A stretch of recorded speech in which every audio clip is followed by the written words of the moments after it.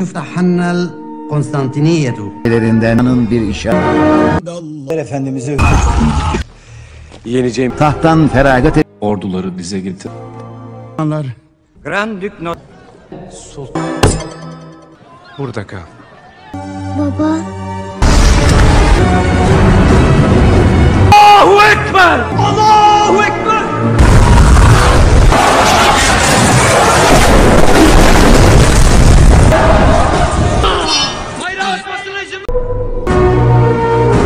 Bismillahirrahmanirrahim. Assalamualaikum warahmatullahi wabarakatuh. Halo para pelonggar dimanapun anda berada. Bagaimana? Sudah tarawih kan? Sama, sudah saya juga ya. Kembali bersama M76 Cinema. Kali ini saya akan merekap sebuah film yang berjudul Battle of Empires atau Al-Fatih 1453. Bagaimana? Masih makan lotek Maumah Palawija Ciparai? Memang enak sih, apalagi kalau untuk berbuka puasa, nikmat. Sebelum lanjut, jangan lupa subscribe channel ini ya, supaya Simkuring lebih semangat untuk merekap film yang lainnya. Dan ditambah dengan like dan komen, jangan lupa, supaya channel saya menjadi top position. Oke? Selanjutnya, siapkan cendol Elizabeth, lempengkan cangkeng, dan sok nyengsle.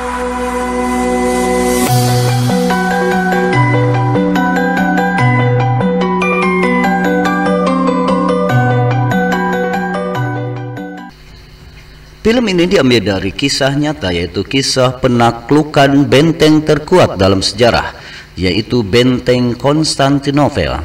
Film ini disutradarai oleh Faruk Aksoy. Naskah ditulis oleh Attila Engin dan dibintangi oleh Deprim Epin sebagai Sultan Mehmed atau Muhammad Al-Fatih, Ibrahim Selikal sebagai Hasan, Dilek Serbes sebagai Era, Recep Aktub sebagai Kaisar Konstantin, Cengiz Kachun sebagai Giustiniani, dan Erden Alkan sebagai Perdana Menteri Khalil Fasa. Diawali di kota Madinah pada tahun 627 Masehi, sahabat Nabi Muhammad SAW yaitu Abu Ayyub Al-Ansari menerima hadis yang berbunyi, kota Konstantinopel akan jatuh ke tangan Islam. Pemimpin yang menaklukkannya adalah sebaik-baiknya pemimpin, dan pasukan yang berada di bawah komandonya adalah sebaik-baiknya pasukan. Hadis riwayat Ahmad bin Hanbal Al-Musnad.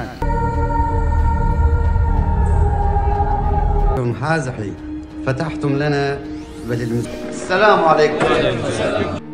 لا تفتحن القسطنطينية.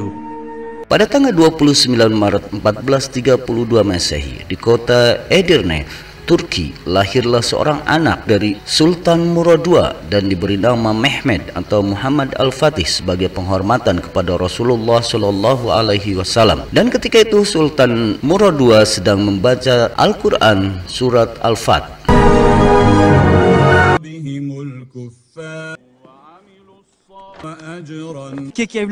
Efendimiz'e hürmeten Dan ketika Sultan Mehmed dilahirkan, banyak kejadian yang luar biasa, yaitu banyak kuda yang melahirkan bayi kembar, pohon-pohon melengkung ke tanah karena berbuah banyak, dan panen 4 kali setahun, serta komet melintas di Konstantinopel, pertanda bahwa benteng Konstantinopel akan runtuh. Pangeran Mehmed diangkat menjadi sultan pada usia 12 tahun. Namun Perdana Menteri Khalil Fasa membuat Sultan Murad II kembali berkuasa sebab adanya kemungkinan ancaman dari tentara Salib. Kemudian Sultan Mehmed dikirim ke Saruhan Sancagi untuk dilatih oleh Hasan sebagai guru main po.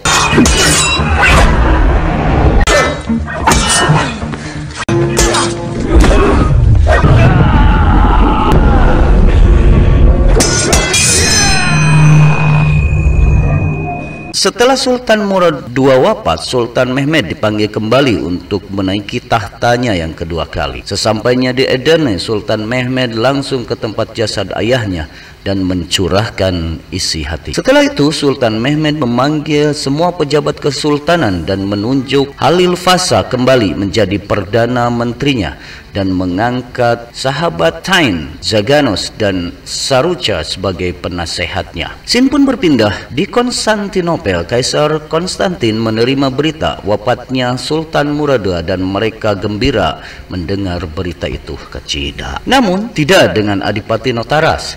Dia menganalisa kecerdikan Sultan Mehmed yang belajar ilmu permesinan, bahasa Yunani, belajar agama Nasrani untuk menghancurkan Konstantinopel. Mehmet ikinci kez tahta oturdu. Daha güçlü bir sultan adayı var. indirilmiş bir sultan. Sementara itu Hasan, seorang panglima perang Sultan Mehmed, menemui gurunya dan gurunya tidak percaya atas kepemimpinan Sultan Mehmed. Selanjutnya Sultan Mehmed menerima surat dari Kaisar Konstantinopel yang ikut belasungkawa atas wafatnya Sultan Murad II dan menaikkan upeti menjadi 300.000 koin dan mengangkat Pangeran Orhan sebagai Sultan Turki. Motor deui. Kemudian Sultan Mehmed memerintahkan Khalil Fasa untuk menghubungi Raja Roman, Hungaria, Polandia, Raja Serbia beserta Paus bahwa Sultan Mehmed ingin berdamai dengan mereka. Sementara itu banyak pejabat yang meragukan Sultan Mehmed yang menunjuk Khalil Fasa menjadi Perdana Menteri kembali. Scene pun berpindah di pelabuhan Senova Limani. Seorang panglima perang yaitu Giustiniani menemui Hera, putri Urban, pembuat peralatan perang yang terkenal dan ingin melamarnya. Namun Hera menolaknya dan menganggapnya hanya teman biasa. Gusti karunya Tiani. Sementara itu putra dari Sultan Mehmed bersedih karena dia merasa bahwa ayahnya yang sebagai sultan tidak menyayangi, namun ibunya menjelaskan alasan atas hal tersebut. Motor deui, tarik, loba deui. Ketika tertidur, Sultan Mehmed bermimpi bertemu dengan karuhunnya yaitu Sultan Utsman yang mendirikan Kesultanan Utsmani dan memberitahukan bahwa dia akan menjadikan Kesultanan Utsmani menjadi kerajaan adidaya yang sangat besar. Keesokan harinya, Sultan Mehmed memerintahkan Isa Fasa untuk membuat 100 kapal laut di dermaga Gallipoli dalam waktu 1 tahun dan membuat 3 pabrik cawan raksasa untuk membuat peralatan perang. Namun Khalil Fasa meragukan rencana tersebut. Selanjutnya Kaisar Konstantin mengadakan jamuan makan dengan Pangeran Orhan dan akan membantu kerajaan Karamanoglu untuk melawan Sultan Mehmed dan akan mengirim surat tentang dukungan tersebut. Namun pelayan Kaisar mendengarkan itu dan memberitahukan hal itu kepada Hasan. Di tengah perjalanan, prajurit yang membawa surat tersebut dihadang oleh Hasan dan semuanya dibantai serta merampas surat yang dibawanya. Ketika Sultan Mehmed sedang berburu, Hasan menyerahkan surat tersebut kepada Sultan dan Sultan pun senang dengan pekerjaan Hasan.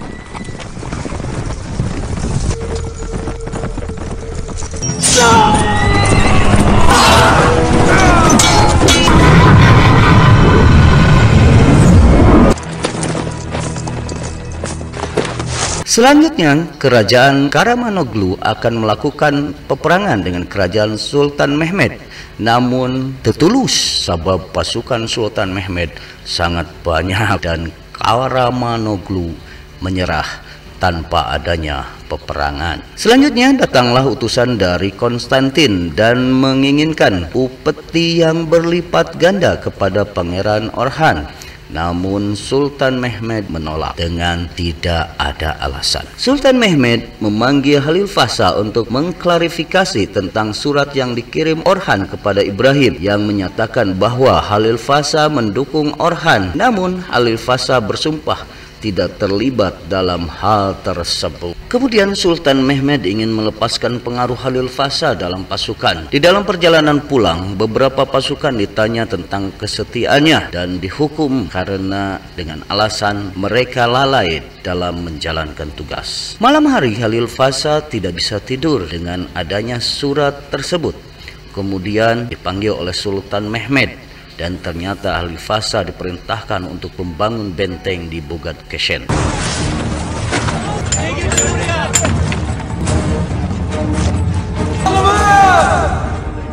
Sultan. En fazla 5 ayım. Konstantin sangat geram melihat Sultan Mehmed membangun benteng di Bogat Keshen dan menginginkan Giustiniani memimpin pasukan Konstantin dan memerintahkan Urban untuk membuat pabrik meriam, tapi tidak pakai belina. Sementara itu, di Mora, pasukan Sultan Mehmed membantai semua pasukan Mora.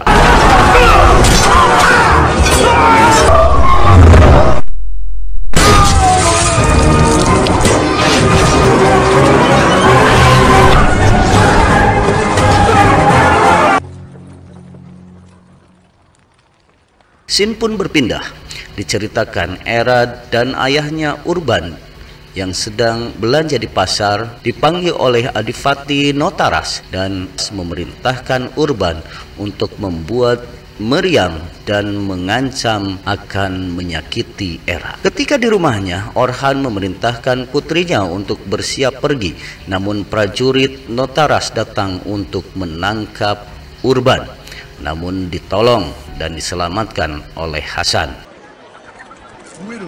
Teşekkür ederim. Usta, Grandik Notaras seni emretti. Baba? Gibi şehrimiz dinsizlerle savaşa hazırlanıyor. Ne gücüm var ne isteğim. Beni bağışlayın. Güzeli genç kıza yazık olmasını hiçbirimiz istemeyiz. Hadi kızım acele et. Grandik Notaras'ın emriyle tutuklusunuz.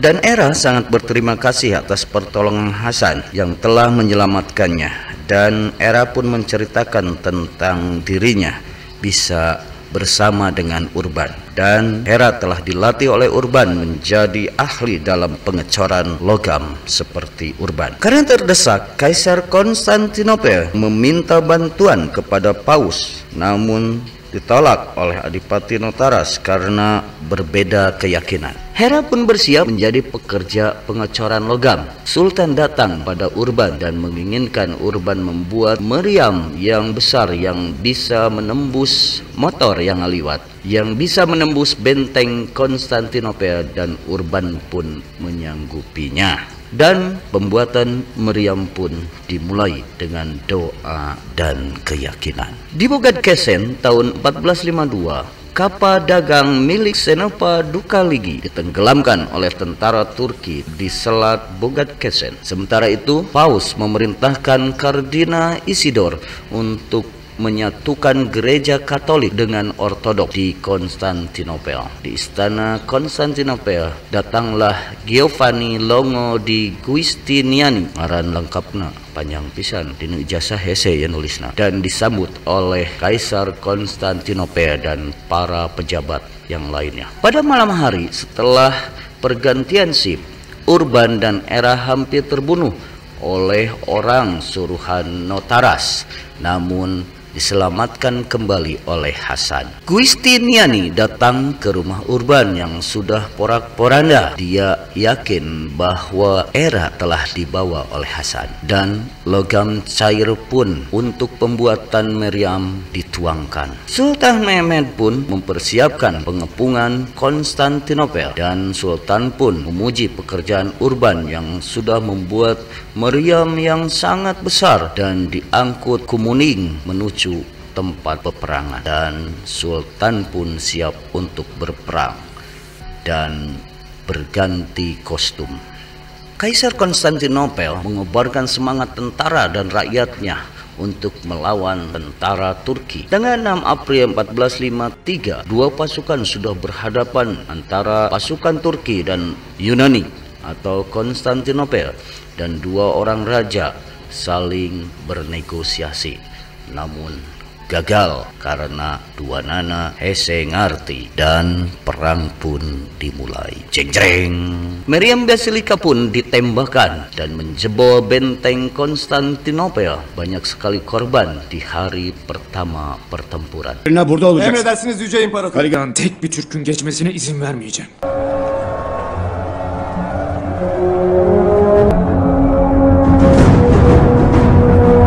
tedariki bölgesinin. Emredersiniz su şart. Surların en zayıf noktası orası.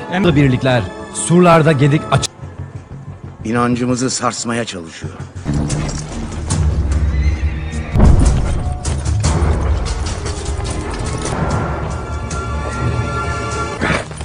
Selamun aleyküm.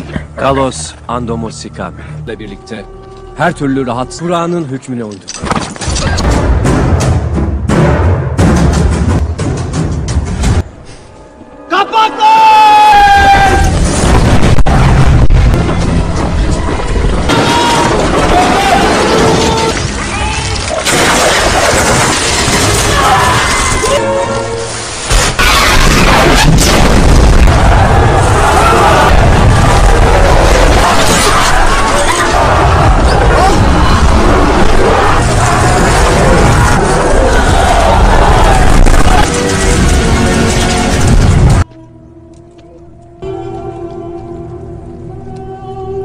Sementara itu, tim penggali terowongan terus berusaha menggali lebih dalam. Namun kayu penopang terowongan tidak kuat dan terowongan itu runtuh dan diketahui oleh pihak Yunani. Dan dengan gagah berani para penggali terowongan melakukan aksi mati syahid, yaitu menghancurkan diri di dalam terowongan. Hari ke-12 Sultan Mehmed memerintahkan Hasan untuk memimpin penyerangan dan tetap gagah, hampir membuat Hasan terbunuh dalam peperangan tersebut. Gidip hazırlanın. Emredersiniz. Bu gece kulesi. Acele edin!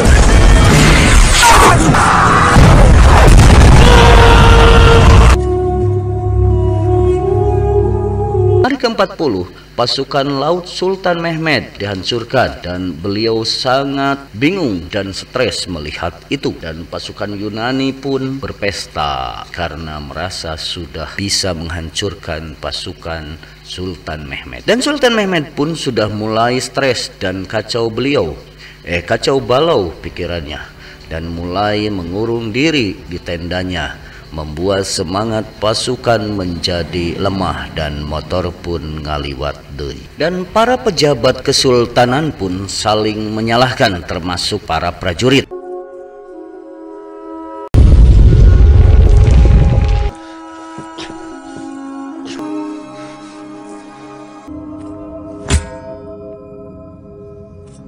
Bana karşı çıktım. Devletimizin sonu ol. Devletimize hizmettedir.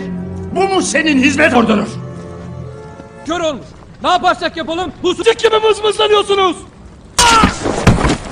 Kemudian datanglah Syekh Agung Samsetin menemui Sultan Mehmed dan mengajaknya mencari makam Abu Ayyub Al-Ansyari, salah satu pejuang Islam yang tidak berhasil menaklukkan Konstantinopel. Dan Sultan Mehmed pun kembali mendapatkan semangat baru. Kemudian Sultan Mehmed memerintahkan pasukan lautnya untuk memindahkan kapal ke Teluk Golden Horn melalui jalan darat, menggusur perahu ke darat. Wadaw, ripuh bro. Dan tentara Yunani beserta penduduk merasa cemas dengan adanya pasukan laut Sultan Mehmed di Teluk Golden Horn. Kemudian Sultan Mehmed mengobarkan semangat pasukannya untuk melumpuhkan pasukan Yunani di benteng Konstantinopel. Zaferlerle dolu. Bayraklarını alaşağı ettik. Der inançla yapılır. Bütünü İsmi Allahu Ekber. 29 Mei 1453 pagi hari, Sultan Mehmed mengimami sholat semua pasukan Turki dan diawali dengan dihancurkannya terowongan di bawah benteng, dilanjutkan dengan dentuman meriam basilika. Perang besar pun dimulai.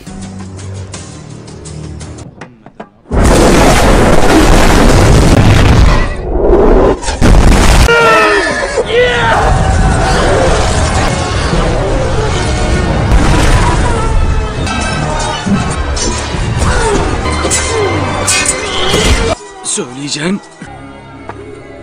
Kemudian diperlihatkan pertarungan dua jawara yaitu Hasan dan Giustiniani berlangsung sengit dan Giustiniani pun tewas oleh Hasan. Dan dengan gentleman Kaisar Konstantinopel akan bertempur sampai titik darah penghabisan. Hebat raja teh kabur. Diceritakan Hasan yang membawa bendera Kesultanan Utsmani akan menancapkan bendera di puncak menara, namun para pemanah Yunani menghujani Hasan dengan panah-panah mereka. Tapi dengan gagah berani, walaupun tubuhnya sudah dipenuhi oleh anak panah, Hasan berhasil menancapkan bendera Kesultanan Turki, dan pertempuran itu dimenangkan oleh Kesultanan Turki di bawah komando Sultan Muhammad Al-Fatih, dan motor pun ngaliwat deui. Dan Sultan Mehmed menjamin kehidupan, harta, dan keyakinan Kristen Ortodok tidak akan diganggu-gugat. Dan film pun tamat, ending yang menghancurkan. Hikmah yang bisa diambil dari film ini adalah bahwa hidup sudah digariskan dan garis kehidupan tetap harus diperjuangkan dengan pengorbanan dan doa. Pemimpin adalah seseorang yang bisa membawa orang lain ke arah yang lebih baik. Kejayaan diperoleh oleh orang-orang yang mempunyai keyakinan. Semakin tinggi kedudukan, semakin banyak godaan yang datang. Toleransi adalah jalan menuju peradaban. Persatuan menjadikan jalan lebih mudah untuk ditempuh. Demikianlah para pelongar rekap film kali ini. Jangan lupa like, subscribe, dan bagikan. Semoga menghibur. Sekian, assalamualaikum warahmatullahi wabarakatuh. Bakar Bebek Mang Aji, Simpang Biru, Majalaya, Lada.